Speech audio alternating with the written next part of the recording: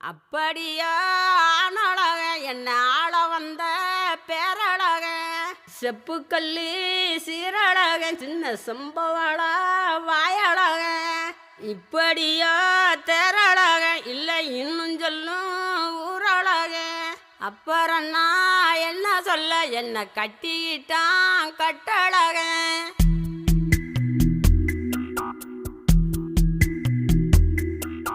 சித்திரையே